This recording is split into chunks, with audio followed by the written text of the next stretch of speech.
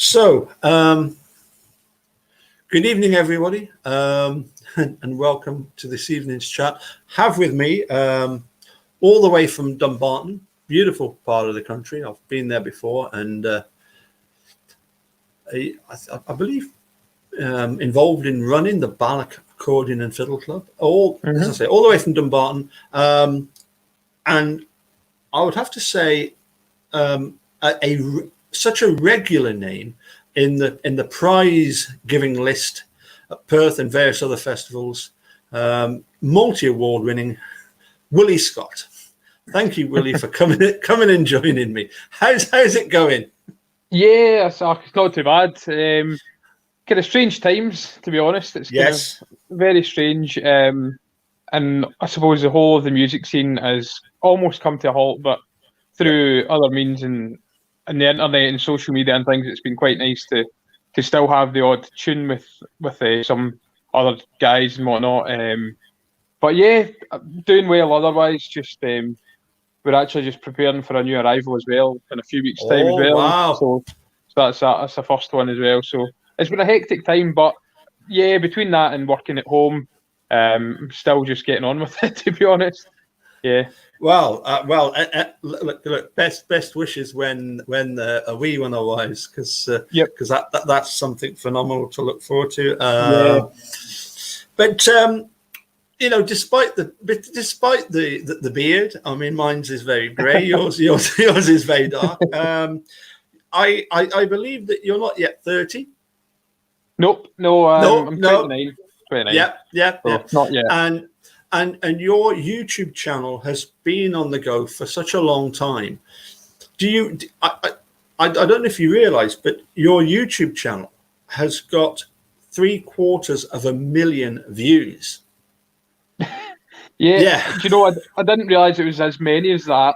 Yeah. I know that there are one or two videos in particular that have got quite high number of views. I mean, I remember when, I think, is it Style Musette or something like that, was the kind of first big one. And I remember when it got to like 100,000, and I've no idea what it's at just now, to be perfectly honest. I don't kind of check these things. So it could be at double or 3 times that, for all I know. I have no idea. Yeah. Well, we're going to immediately kick off with, because I absolutely love this tune at Calliope House, and hopefully the technology will work. And we get to see Wullie as a youngster. In fact, tell you what I'll do. I'll just make sure that this absolutely is going to work by re-clicking on the various buttons, and hopefully this will all work. All this technology, I must admit, for somebody that's a lot older than you, nearly double your age, it's kind of daunting at times, but when it works well, it is fantastic. So let's click on this clip up here, and let's see. Yes, there we go. I think we're ready to rock and roll. So can you tell me if this is coming through? Yes, it is. Excellent.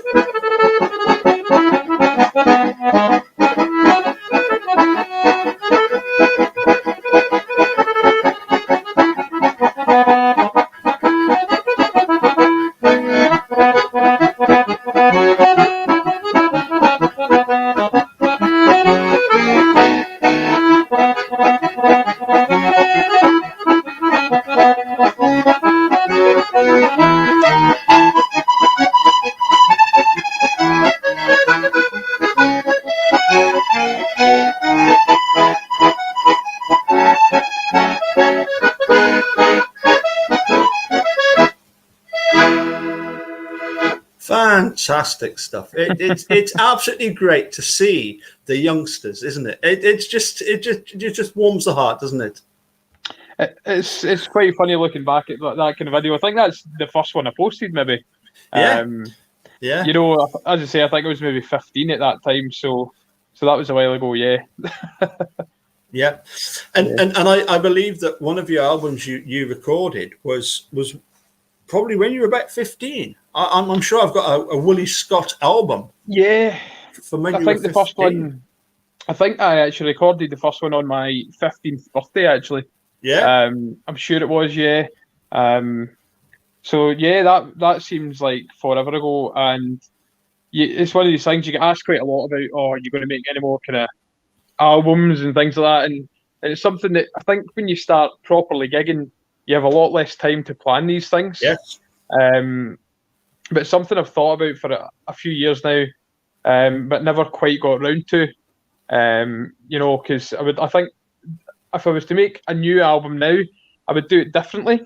Because back then it was a kind of solo album, and I think the second one I done when I was 17, and Derek Hamilton put some drums over the top of that for us. He was great and kind of helped out with that. But they were primarily solo albums, whereas now I think I would like to have some other musicians feature on it, even though there would be a lot of kind of solo stuff. You'd maybe want a proper kind of drum accompaniment, or maybe some harmony stuff, because you can do a lot with harmonies, obviously, as well. So yeah.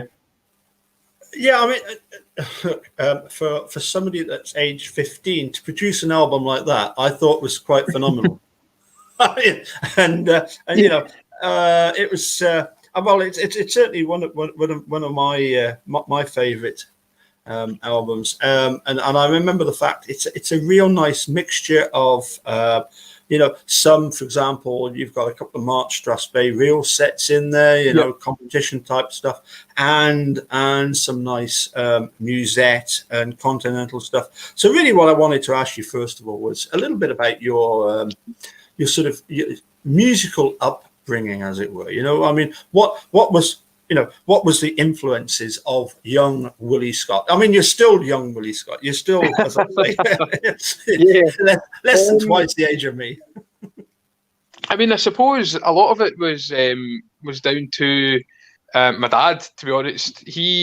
My dad plays, but he's kind of self-taught mainly. Sure.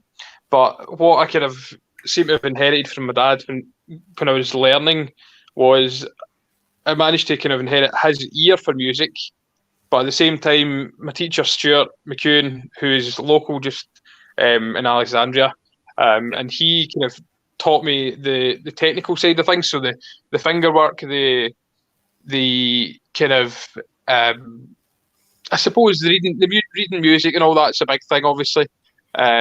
As much as nowadays I learn more by ear than I do from reading music, which has its benefits and its kind of downsides as well. But yeah, mainly my dad, I think, because my dad plays bits of everything really. When he was, I suppose when he was younger, when I was kind of maybe before I was born or when I was not long born and things, he used to play kind of locally in a lot of places, and it was kind of old dance bandy stuff. So it was like bits of everything. So it was like foxtrots and quick steps and everything, as well as all your traditional stuff. And that's really influenced my playing. And then when I was about, I want to say when I was maybe 11 or 12, so I started learning when I was 10. And I think when I was 11 or 12, I started kind of doing some classical and continental stuff. And to be honest, I kind of fell in love with the French musette kind of style of music. And after that, the polkas kind of always interested me as well. But I think the musettes are 100% my kind of favourite style of music to play, because I feel like there's no limitations in what you can do with it. Mm-hmm. And that you can learn a tune, but then from that tune you can derive as many variations of that same melody with Absolutely. Triplets, arpeggios, chromatic scales, bass runs, bellow shake, all these different influences that you can put into. And I've just always felt that taking a tune and then making it your own is just something that there's nothing more satisfying. When you can take a tune that's just a melody or a simple melody and then create it into something that's really technically more challenging than probably the majority of the Scottish music you would find as well. I think, technically and for your finger work and things, there's nothing that will help you more than, a lot of these pieces with triplets, arpeggios and chromatic runs. Because you know, as much as you can put them into traditional music, they don't always fit as well as they do in your kind of continentals and your maybe borderline jazz stuff. You know. Yeah. Yes. Yeah. I know exactly where you're coming from. I would say though that from somebody that only ever grew up doing the continental, you know, classical music, I found learning or trying to learn, you know, traditional Scottish music quite a challenge. It wasn't so much the actual playing of the notes. Yes, it's how they're actually played. Yes, yeah, 100%. Yeah, I mean, I suppose the traditional side of things, as you say, it's more about the feeling you're putting into things, and you're not told where to play legato and staccato and things, and it's all down to what you've got in you and what you feel in here and what you've got in your head and things. So yeah, that's they're just so different. I think both styles of music, and it's great being able to, you know, be able to kind of try your hand a little bit at both of them. You know, primarily I was never taught classically, but I think a lot of people would maybe hear my style of playing and think that I was, you know, just in certain things that I do and think in that, you know. No, what I particularly appreciate, and I got the sense was that with the young Wullie Scott, he realised that although his audience was going to be primarily Scottish and wanting to listen to Scottish music, there was also some of them that were going to want to listen to continental, and also for the young Wullie Scott, playing the classical music continental was going to help you tremendously, you know, as a musician and move you forward, which I don't mean this as a criticism of the people that just want to play pipe marches and pipe reels and stuff, you know, but there's a whole new musical world out there other than the, you know, the A Mixolydian mode, isn't there, you know? Yeah, definitely. And you know, as I say, I'm not trying to criticize those people that are happy within that sort of those confines, if you like, which is you know, it's let's face it, you know, you could go to a bar. I mean, if we could go to a bar right now, get the box out and spend an hour playing, you know, pipe music, people would absolutely love that. Yeah. Yep. But then there's a lot to be said for the variety of the continental. What? So you alluded earlier to the fact that you started off with music lessons with I didn't quite catch your name. The name of the. I mean, my dad taught me or I say he taught me. He taught me the kind of the bare minimum stuff, you know. Yeah. In terms of he taught me to use the right hand and the left hand. And then I went to Stuart McEwen. So Stuart, so Stuart taught me from when I was, I think it was about 10 and a half when I started going to Stuart. Right. Which I mean, actually, I thought was quite young, but I hear a lot of the guys, and actually, I think a lot of them start earlier than that. Yes. You know, and it's a kind of funny kind of story because I'm the youngest of four in my kind of family, and everyone else, at one point, the other three siblings could all play a tune both hands, and I couldn't. But it was mainly down to the fact that I think I was a wee bit younger, you know, and just not able to do it at the time. And that was maybe, I must have been maybe 4 or 5 or 6, you know. And it wasn't until I was maybe 8 or 9 that I picked up the accordion again. And as I say, at that point, my dad kind of tried to teach me just to see whether I was going to get it and whether I was really interested, because I suppose kids will take to things for weeks and then give up on it and all that stuff, you know. But when he realised I was serious, he said, well, you know, between him and my gran, they'd offered to pay for some lessons, and that was it, you know. So I said, no, I'm definitely wanting to do this, and they went to Stuart, so excellent. Shall we have another little clip of your playing? I think we should. I think this is, as I say, it's particularly good is the fact that, and I would stress to everybody watching and listening, both now and in the future, that Wullie does have a YouTube channel to subscribe to, and we're going to play some tunes from that channel. Please do subscribe to his channel. Every subscriber helps. How about a little bit of, and I absolutely love this, Missing Time.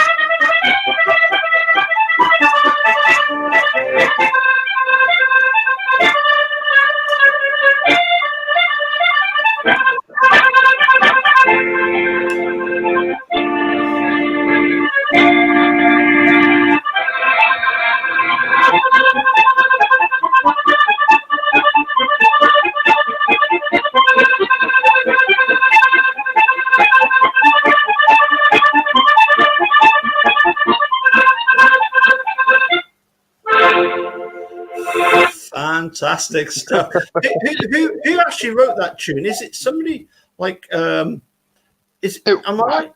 It was sort of like Richard Wong. Is that right? Have I got that right? Yes. So I believe it was Richard Wong. Richard, I don't know if Richard plays much now, but at one point he was the second box player in Gary Blair's band. Right.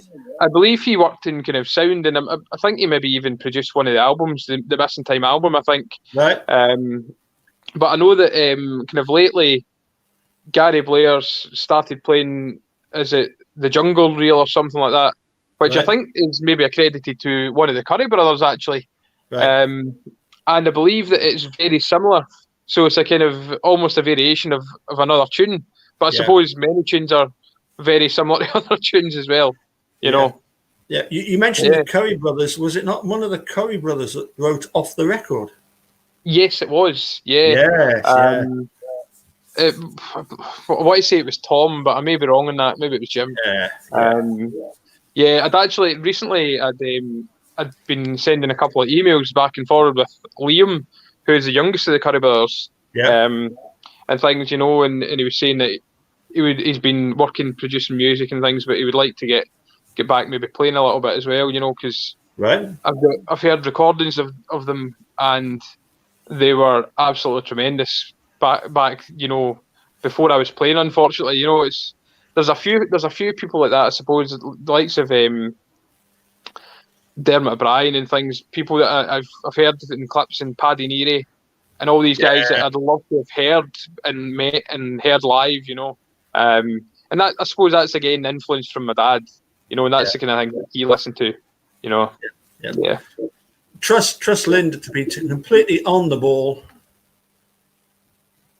Wullie's channel is here. You can click on it there. So there you go. That's the beauty of technology. And so many thanks, Linda, for putting that up. Yes.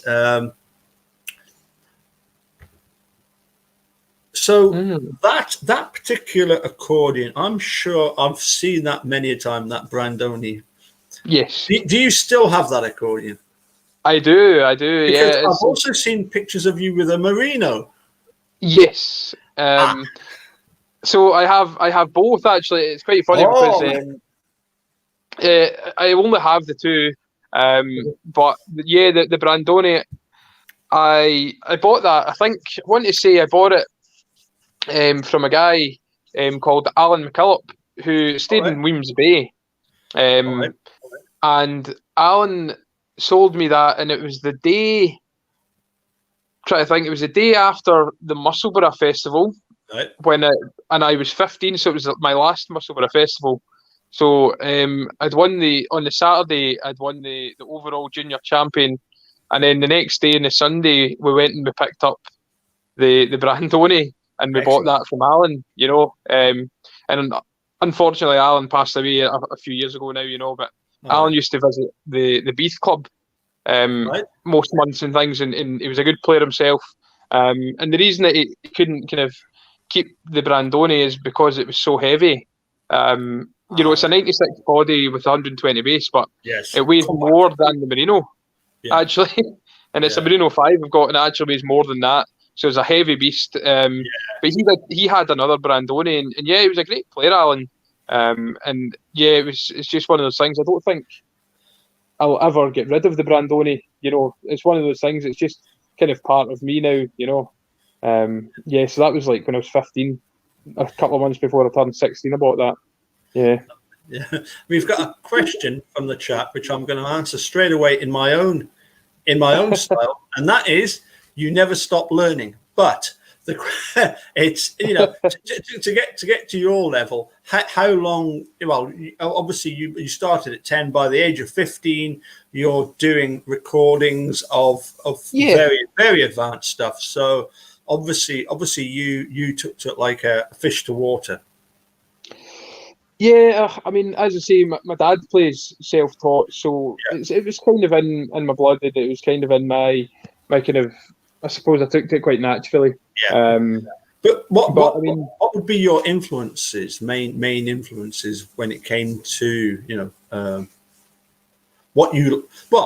let's put it this way. I mean, what sort of music do you like to listen on a sort of daily basis? If you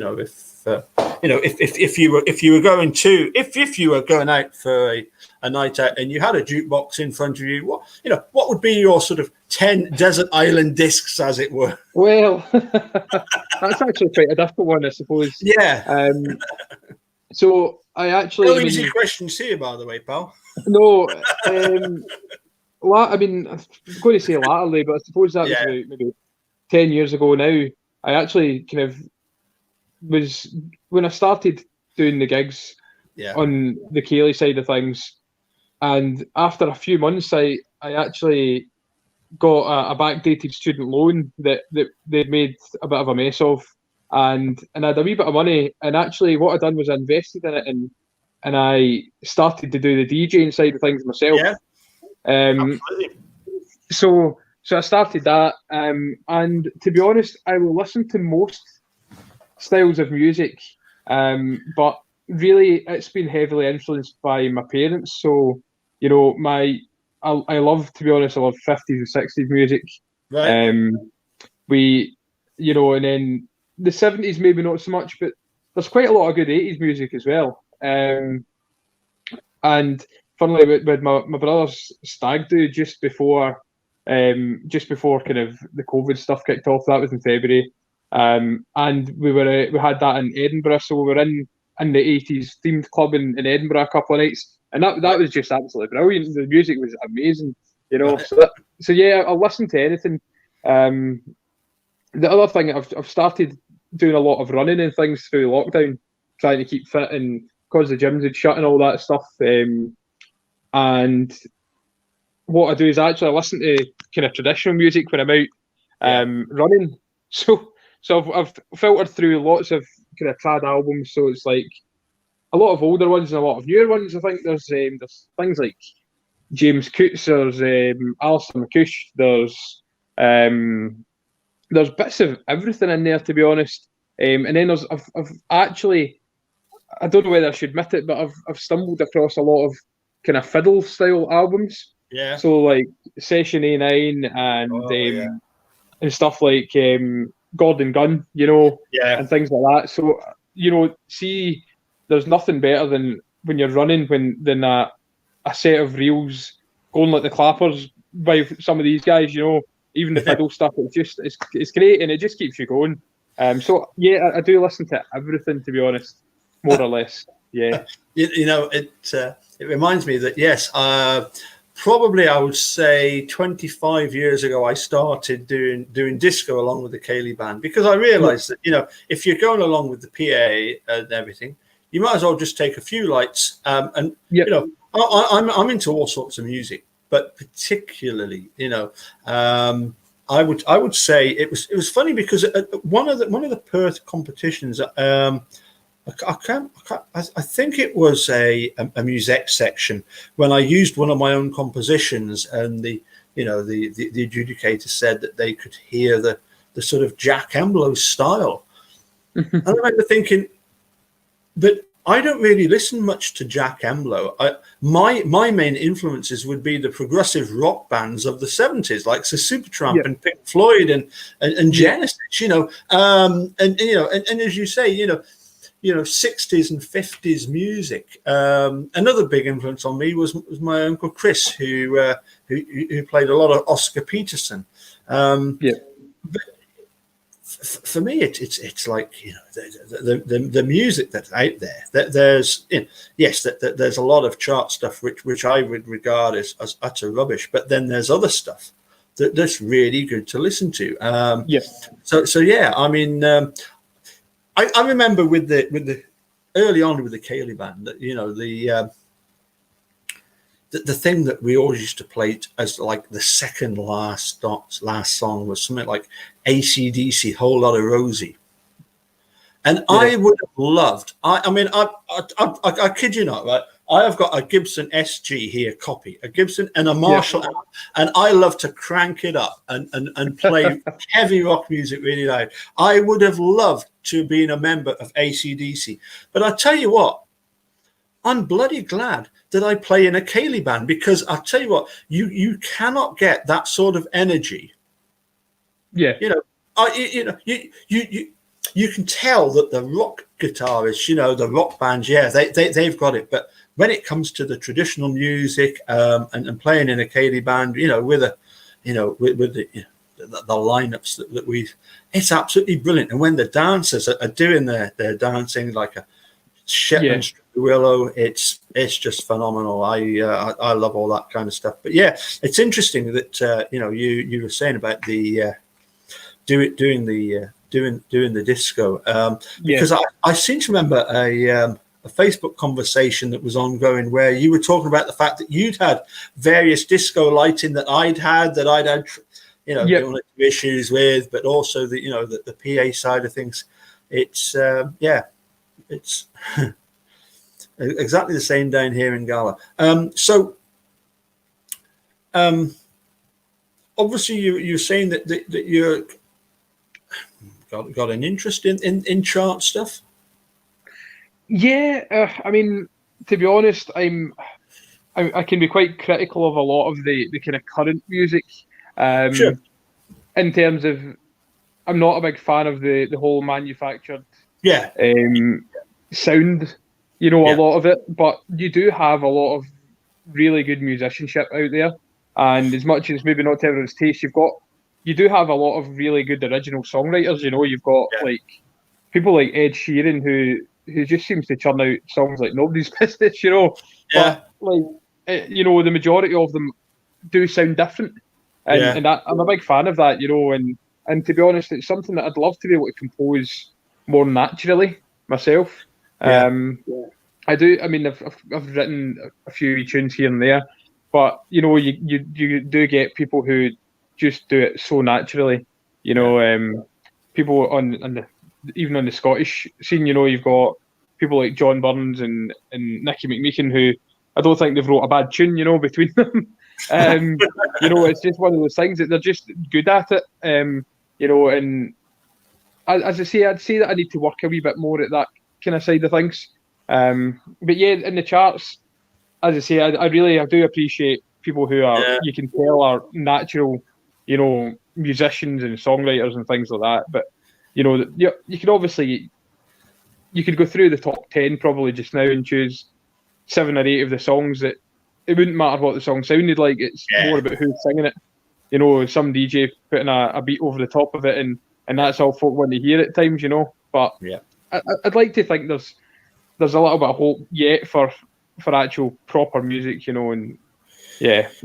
Yeah, I mean, it was something that I picked up on. A few years back, I started to subscribe to a classical listening regular, weekly magazine, and it would I think it's like Gramophone Weekly or something like that. But it was to do with classical music, and the very first episode, very first magazine, there was an interview with a fella who was trying to explain the difference between classical music and all other music, and what he said was that, when you're listening to something classical, it might be, some Chopin or Beethoven, or just particularly I think when you listen to either concertos or symphonies, the fact that pop music, it's very nice, but it tends to be on one theme. Either it's a love song, or it's about being happy, and all the things that you get up to. And he said, but with classical music, and we're talking about instrumental music, there's an element of classical music when you listen to it that it might be happy sounding, but there's a little bit of sadness when you get the minor chords, and there's sadness, but there's still bits of light. And he said that's how human life is. We are we might be happy, but we've got something in the back of the mind telling us we need to beware of the fact that there's something that's going on. In other words, it's a case of, he was saying that classical music, and I would include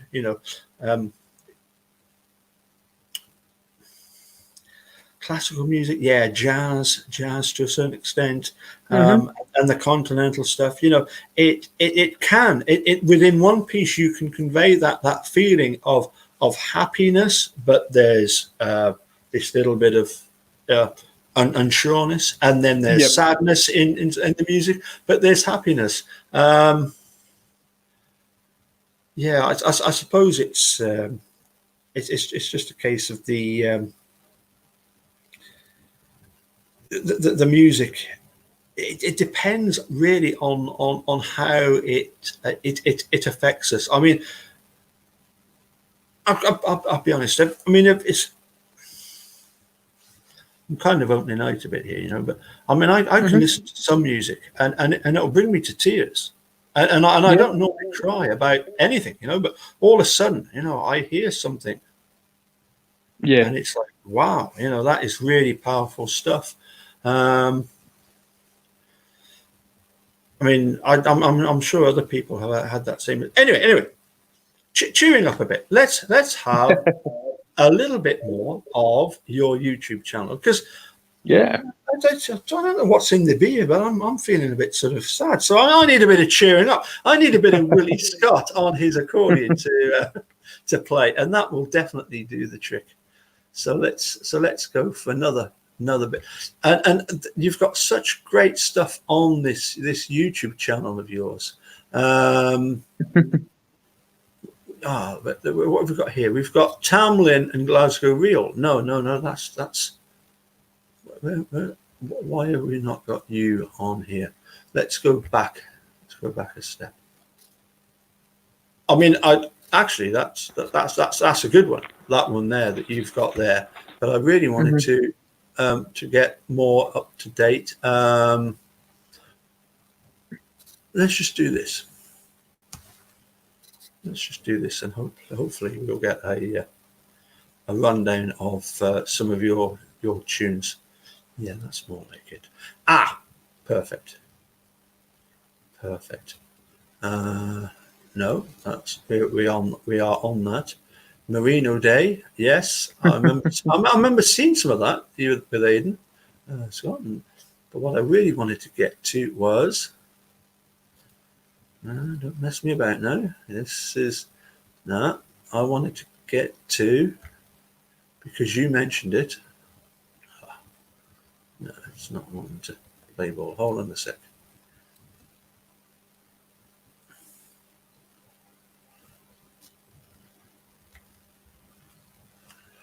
Right, let's go back up here. Let's go back up here. And let's go for Wullie Scott. And let's type in the name of what I want.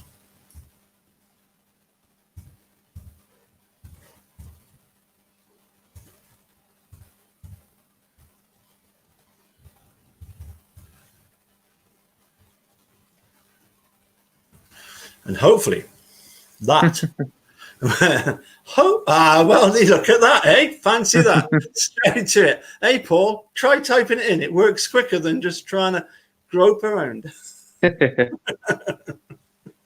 I love this tune. Again, this is it's sad because it's minor key, but it's so happy. Yeah.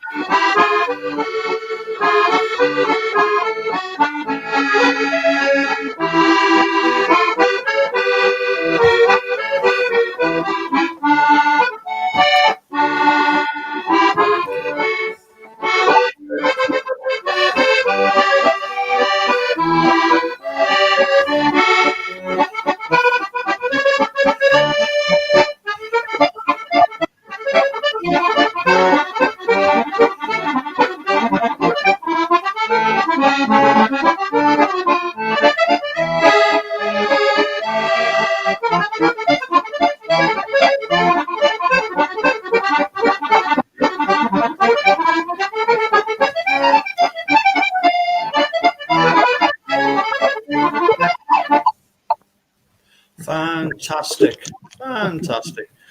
I would have to explain that, probably we've had in some ways quite similar backgrounds. Oops, hold on a sec. Mm-hmm. We're on to go again. Let's see if that's done the trick. I remember competing in competitions, obviously a much further back in time, where there was this certain amount of element of, oh, you're so young, you're so good, you're so young. How has the sort of how have you sort of coped with? I suppose it would be the pressure of I'm going to say this, listening to you, age 15, this child prodigy, progressing, how has that made you feel in with regards to, looking back now? Do you sometimes feel that there's like a pressure on you at all? Or is it something that you put on yourself? I mean, certainly in my case, I've put a lot of pressure on myself. Yeah.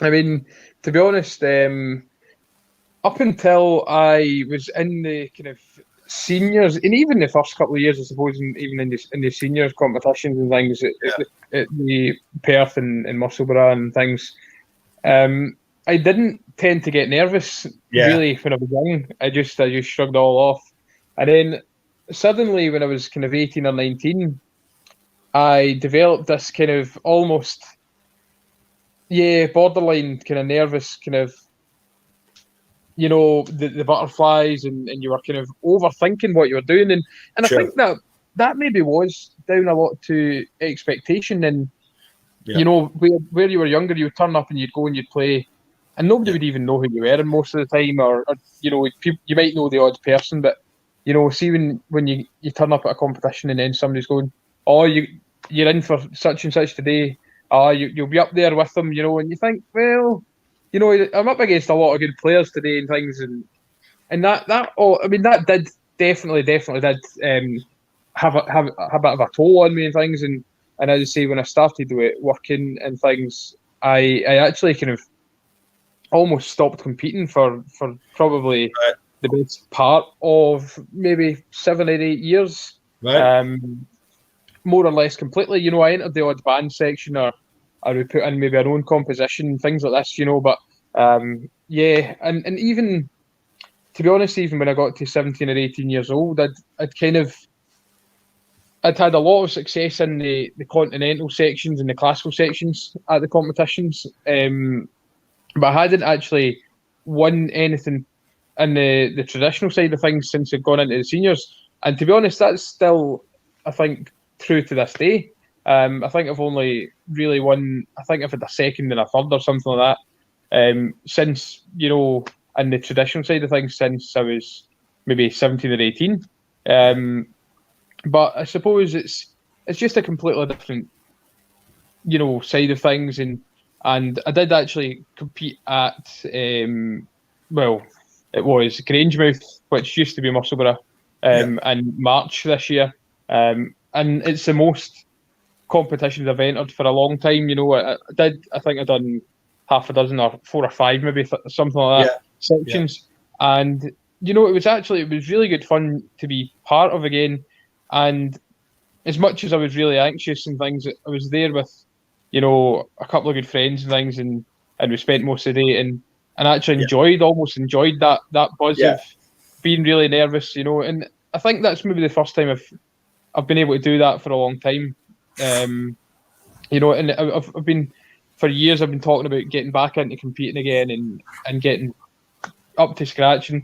And one of the biggest benefits of playing in competition is you're committing yourself to practicing. Yes. You know, absolutely. And it's something that I do not, in normal times, I don't do enough of. I just do not practice enough in the house, and I think I don't know a musician that I've ever met who doesn't have one maybe bad habit, or you know, or they've fallen into the habit of playing the same tunes because it's what you know, and you've just got to be a wee bit lazy and learning something new. You know, and as I say, I think we all do it because it's difficult, especially even when you're gigging. If you're gigging with a band, there's 3 musicians, you rehearse a set list or a X amount of sets, and it's not just easy to throw in something new into your set. Yeah, fair enough, the odd tune here, the odd, you know, but see if you're like myself and you want to play something in your own way. I think, as I say, I think I said it before, like I would typically pull a tune and then I would add triplets here, or I'd add a chromatic run there, or you know, or a bass run here, or you know, and all these things mean that you then need to rehearse them as a band. Yeah. So you don't have, and to be honest, I don't think, other than competitions, I don't think I've ever had a band rehearsal. Yeah, I give you the same 2 or 3 musicians most weeks through the year, you know. And that's it. The only time you ever practice things is maybe when you're doing a kind of sound check at the beginning of a gig, you know, and you go, oh, what do you think of this? And you'll maybe jam it a little bit through the tune, but Yeah, I've never actually arranged a band practice, which is probably a bad habit, a really bad habit, and something that I really need to get better at, I suppose. Going back to the sort of competition side of things. I mean, I'm willing to bet you've probably had the same scenario as I've had, where you begin to realize that the competitive side of things, because what we're playing is music, which is an art form, it's basically a fashion contest. Oh yeah, it really does boil down to the fact that sometimes I've played what I've considered to be not particularly nice, and I've done far better than at times when I feel like I've really excelled at something, and you don't get anywhere. It's one of those strange things, isn't it? I mean, you mentioned about the fact of adding stuff in. I remember being heavily criticised at the UK Championships down at Liverpool, because I finished off the last section of the Liszt Hungarian Rhapsody with a bellow shake, which I thought was absolutely fantastic. The adjudicator spent half a page telling me how wrong that was, and I'm thinking, see if I meet you in a dark alley. Yeah, I know. It's quite funny actually. There was the very first time I played in the senior competition at Perth, and I made the final six, or I think it's 5 or 6. I made the final anyway, and I didn't expect to make the final that day because I felt like I hadn't, played particularly well, and then we went and I played in the final, and I actually felt like I played worse in the final than I did in the heat earlier on. But I think my marks were like 5 or 6 higher, and there was more judges, so they take the average. So it's not like just one person's marked me higher, and as you say, competitions at the end of the day, it's somebody's opinion, isn't it? Exactly. And I suppose that there's politics and everything, I had a brief stint in the pipe band when I was 15 to 16. And the reason, or one of the main reasons that I didn't go back to it, was the politics of it all, because it was so rife in pipe band scene, to be honest. But there are politics in everything that you do, and there are a fair bit of politics in the traditional and the accordion music scene, to be honest. There are. It's everywhere. Yeah. I mean, look, it's a very small world, isn't it? And the accordion world is so small. It's the music world is small, but the accordion world is small. The Scottish accordion scene is so small. Small. It's well, I mean, let's just remind ourselves, if you're gonna mess other people about in this small world, you're gonna get found out pretty quick. But anyway, it's but on the other hand, it's a fantastic world, because I mean I'm here up in Shetland, obviously in the Isleworth Club. Wink, nod, right? And we've got footage of you at the Isleworth Centre, I think just 2 years ago. So shall we have a listen to that? Because this is we've seen Wullie Scott from a few years back, as a youngster, but now obviously thoughts on please on Shetland Music Festival, because I've had the pleasure of being 3 times, but please explain particularly to our American listeners, what are they missing by not coming to Shetland? We've only got 3 hours, by the way. Shetland is just something else, to be honest. It's one of those kind of places, isn't it, that you've got to go and you've got to experience it to understand just what it is, I think I've been since 2012. I think I've been all but 2 years, maybe all but 3. Wow. So and I paid my way the very first time because I hadn't been before, and then ever since, any time I've visited, I've been as a soloist or as part of a band or another act, and it's a pretty bizarre setup in terms of you sleep for about 3 hours a day, and you play music about 18 hours a day, and you eat for 2 hours a day, just about. Oh, it's something else. Yeah, it's one of my favourite things in the world to go to the festival in Shetland. It really is. Yeah. Now then, we've got we've got a few to listen to, but there was one I particularly wanted to look at. There it is. It's The Final Fling. Oh, and I think, and I have a funny feeling I recognise a few, not many, but a few of the characters here.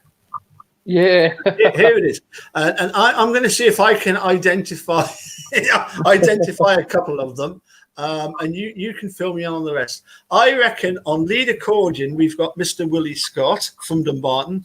Yeah, I reckon that on shut up a minute. I reckon we've got Wullie here on accordion. I reckon that's that looks like is it David Kennedy on drums? Yes, it is, yeah. And the fella at the front looks like some sort of Shetland beginner called Brian Gear.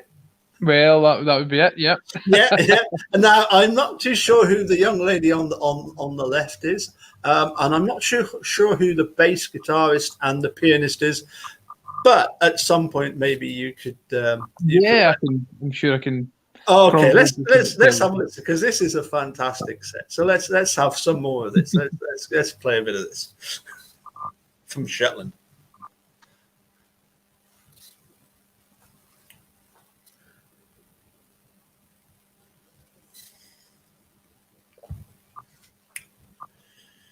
I'm afraid this is one of these gas-powered computers. It takes a little while to get going. And it was playing just a moment ago, so hopefully here we go. I think we're slowly getting there.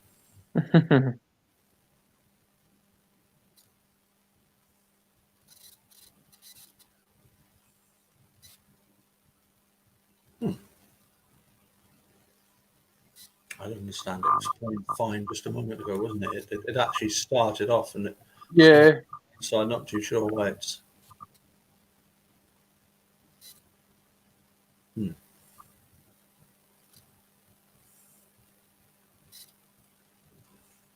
Let's try a different version of it.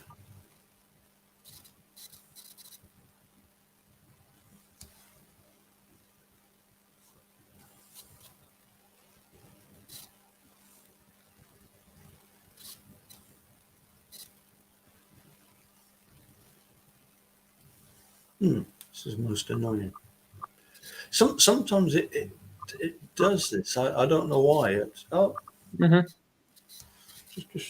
Just bear with it, because what will happen, of course, I will cut into saying, we give up, and we'll just carry on the chat, and all of a sudden it'll all break through, but it doesn't appear to be doing so just now. So it's quite funny.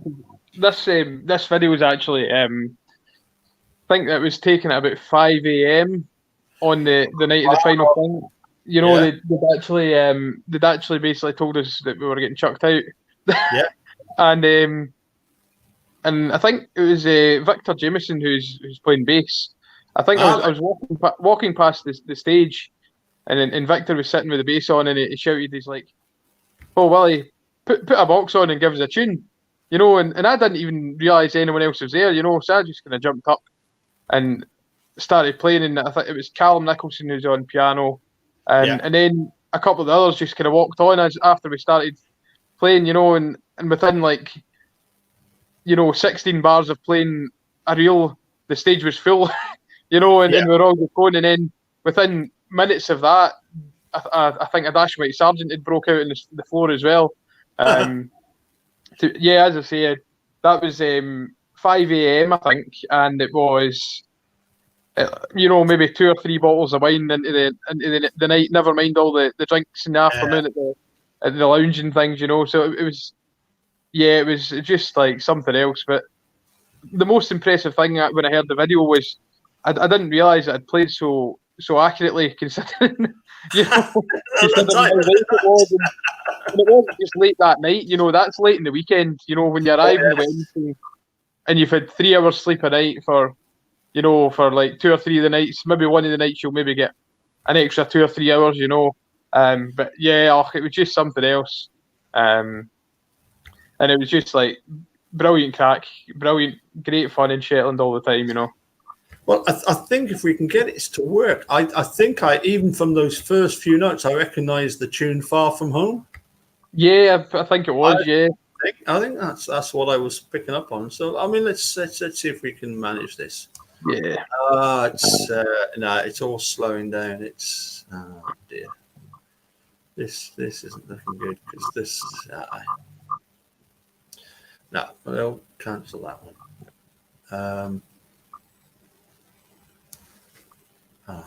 Damn it. I think even the... can you still hear me?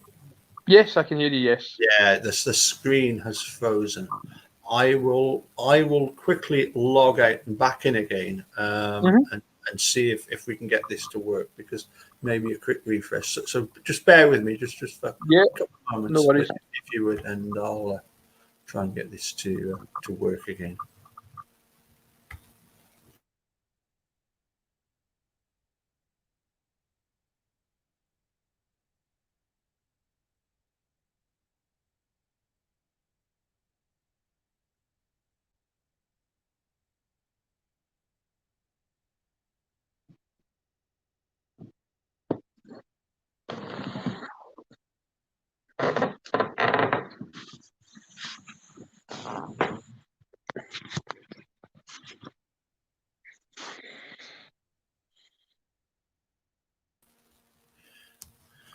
I do apologise for that, but it's just we'll give it one last go, and if not, then we'll sort of well, if it doesn't work, then at least it gives me the opportunity to invite you back again on a future live chat to continue our conversation.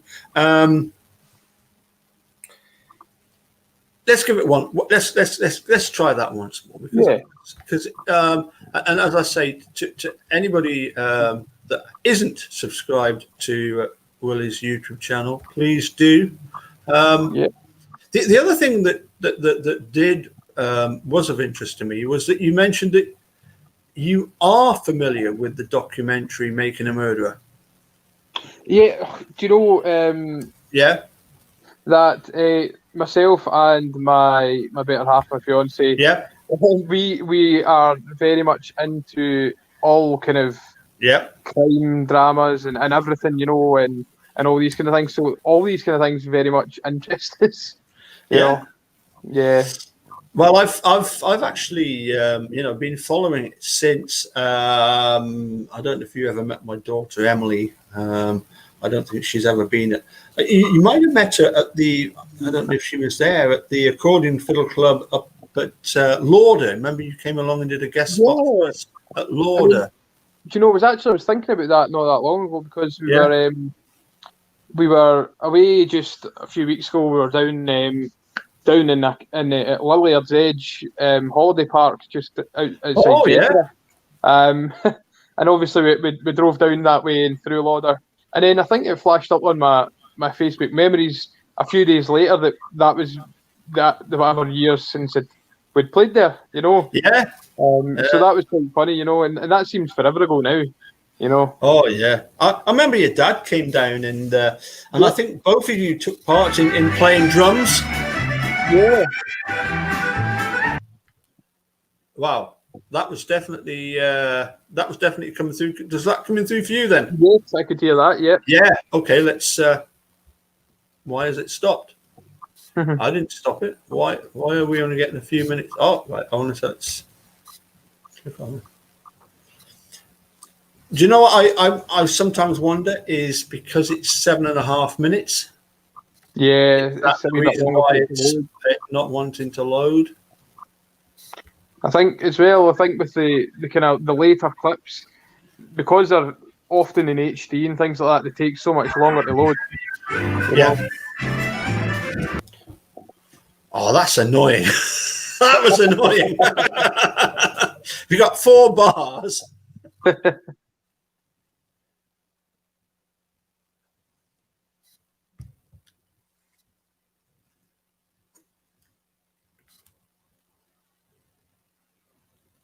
It won't even allow to rewind, will it?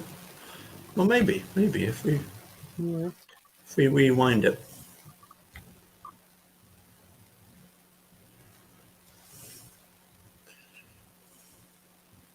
If not, do you know what I'll do?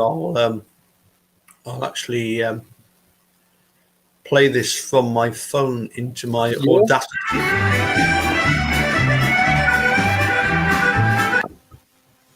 Yeah. Same view. Hold on a sec. Let's try then. Let's try. Because I would really like to finish on some more of your playing. So let's try.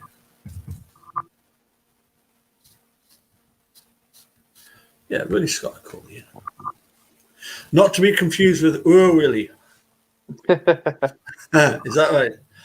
Oh, that now hold on a sec. We've had missing time. These are great waltzes, but Willie, what would you like to finish on? I mean, there is one of the lockdown videos that I've done. I think is on my YouTube channel. All right.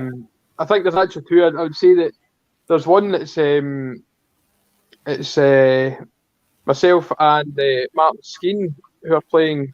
So it's Smuggler's Gold and is it King of the Rails? Which are 2 of the Curry Brothers tunes actually. Right. Okay. So what am I typing in then? Smuggler's Gold. So, yeah, if you type in Smuggler's Gold, it may come up right enough. I could maybe even figure out what exactly it would be under. It's a kind of medley. It's a tune that actually, ironically, and maybe fittingly, the first tune is one that I co-wrote on my first visit to Shetland on the ferry. And it's kind of a slower, and then that's the original one there. But see the bottom one. Yep. With myself and Martin Skeen. Yep, a carpet, a bonsai tree, and the ferry to Shetland. This one here. Yeah. So that was one of the lockdown projects. This is just four months ago. Yes, yeah, as I say. Yeah, let's try that. One I put on Facebook and I kind of shared to the YouTube channel. It was just myself, so I done kind of second box and drums. But it's just a wee kind of a slow air and then a few reels. But it's more, as I say, it's most recent thing you'll get, I think, on there. Okay. And just in case somebody wants to, when everybody does as they're told and subscribes to Wullie Scott's, here's the YouTube channel. It's William Scott. Yep. And there's a picture of you and the she who must be obeyed. Yep. So let's go with this one then. Let's hopefully this one will load up.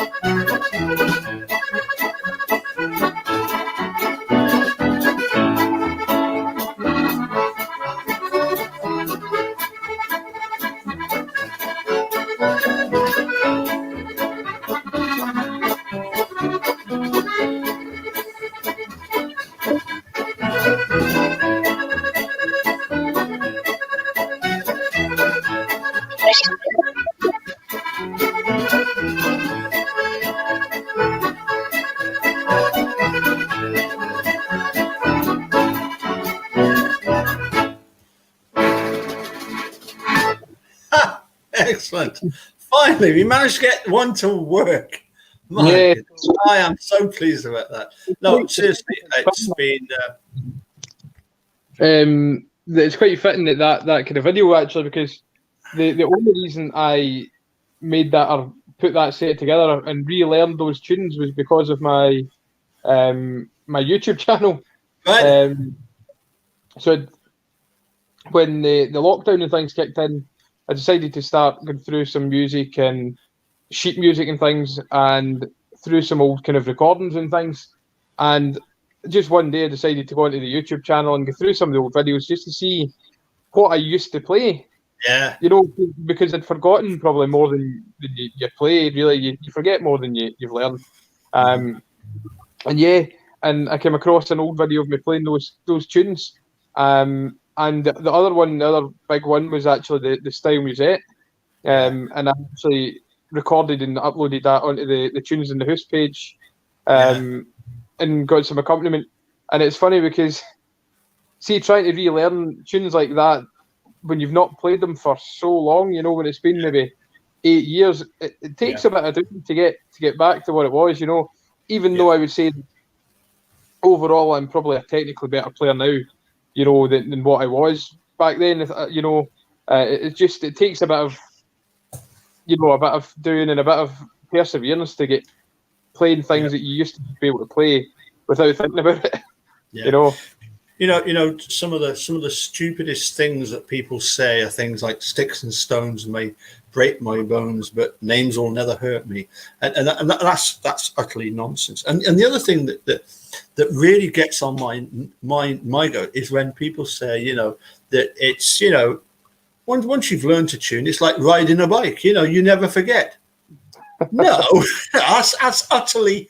It's utterly nonsense. It's what I find is that, yes, when you come back to a tune, you often find that, you know, if if you spend a bit of time at it, it doesn't take long. It doesn't take that long to come back. But obviously, it needs a lot of working on. But sometimes you're able to push that tune on a bit further. You're able to do more with it.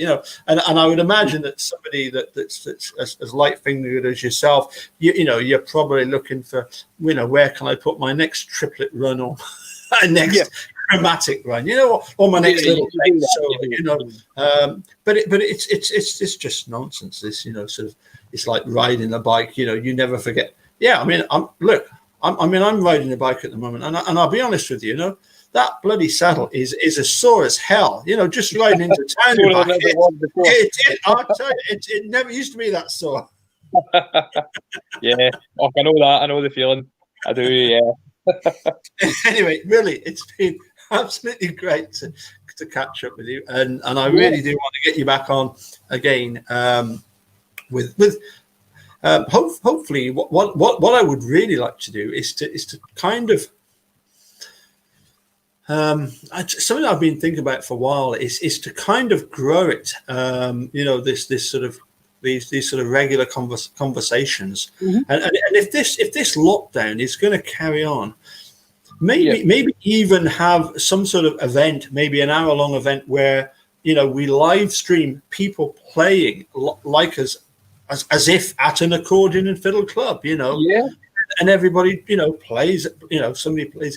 It's going to be difficult to synchronize with with a band, so I suppose it's got to be individuals that are used to playing solo stuff, and it's never going to be that kind of accordion club. I mean, the tunes in the house, as far as I can gather, it's a case of somebody puts a video and then everybody has to put their stuff on, because you can't do it live because of the the time lag and everything.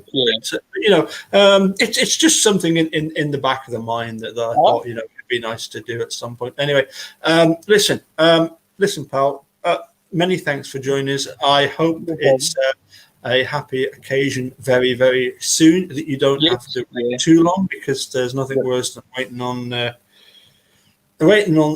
the first one, and then you're having to drive over humps and buy hot covers and all this kind of stuff. It's I'm sure you've heard all these stories, and you don't need me to reiterate them. Really, it's been fantastic speaking with you. Many thanks for joining us, and give my love and best wishes to the rest of the family at your first opportunity. And so from Dumbarton, a beautiful place in the world. I've been down there. It's as you can see by the thumbnail. The thumbnail. What is that castle? It's Dumbarton Rock. Yes. Dumbarton Castle. Yep. Almost visible from Glasgow, is it not? Or from certain parts of Glasgow? You can just about make it out. Or is it Port Greenock? I'm not. Yeah, from Greenock you would definitely. You definitely will see from over there easily. Yeah, you can see right across. Yeah. It's beautiful place. We're very near, quite near to Loch Lomond as well. In fact, Balloch. Yeah. Very near to Loch Lomond, isn't it? Yeah, it's basically just a few miles up the road to get to Loch Lomond and things. Yeah, lovely. Yeah, absolutely. Okay. Absolute pleasure having you on. Looking forward to catching you again soon. Wullie, perfect. Keep up the good work, and we'll see you soon. Bye for now. Thank you very much. All right. Just hold back there just for one moment. I'll just close this down.